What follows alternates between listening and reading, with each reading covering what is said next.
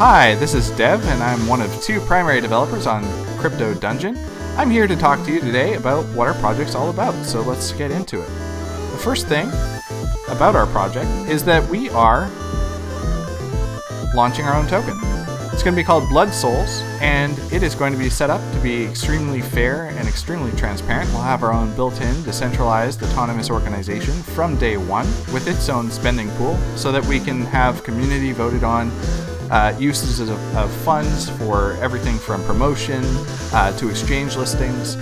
We've got 20% of our current initial token supply is going to be for the Uniswap liquidity. This will actually go into an initial sort of pre-sale fair launch.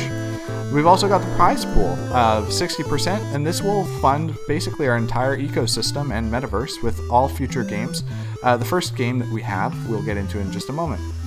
But the idea here is that this currency is going to be used primarily to mint NFTs. So this has a built-in use case from day one. We're very excited about it.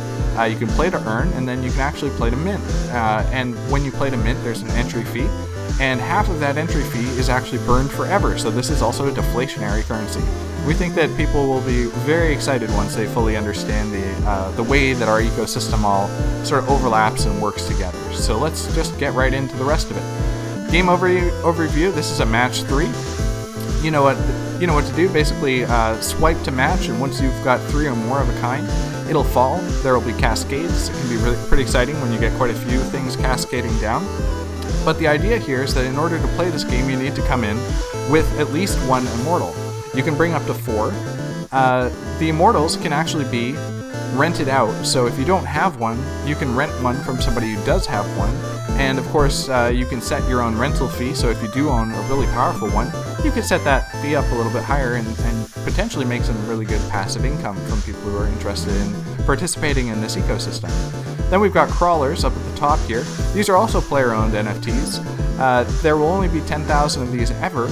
And basically these things here, whenever you encounter one in the game, for the amount of damage it does, the owners of those crawlers will be awarded both in-game currency and Ethereum, just passive income for owning them. That comes from the entry fees.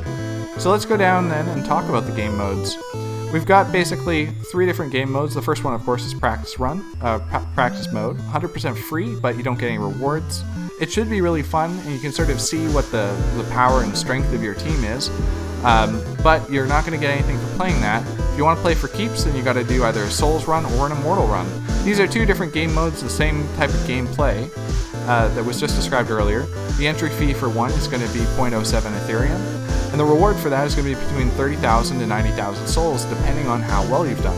You'll also be able to get in-game gear, which you can equip to your player NFTs in order to make them more powerful and boost their stats so that you can get even better rewards the next time through. The Ethereum that you put into this is distributed in the following way. 25% goes towards the decentralized autonomous organization wallet, and this will allow us to collect a pool of Ethereum, which we can use to further promote our project and further get the word out there, and also to get on exchanges and so on. Then we've got half of that, which goes towards the development team to help us support our project and to continue to grow it and the community. And then 25% is distributed to the crawler owners, so it's a fairly good portion of that, which goes directly to owners of our NFT series. Then we've got the Immortal run, which is play to mint. This is the same idea, but the entry fee is in souls instead. And basically, same idea here. You will earn, instead of currency, 1 unique Immortal. And this will come about where the Immortal stats are based on how well you did in the game. You'll also get 1 guaranteed gear piece, though you can find others for destroying more monsters. And the Souls fee distribution, this is how this happens at the end of the game. 50% are burned forever. This is where the deflationary element of our cryptocurrency comes into. 40% are returned to the prize pool, which will allow the prize pool to basically continue to rebalance against the cost to mint. And then we've got a 10% amount which will be distributed to crawler owners. The way that this works as well is that the actual entry fee and the entry reward for this souls will actually scale based on the total number of souls that are available.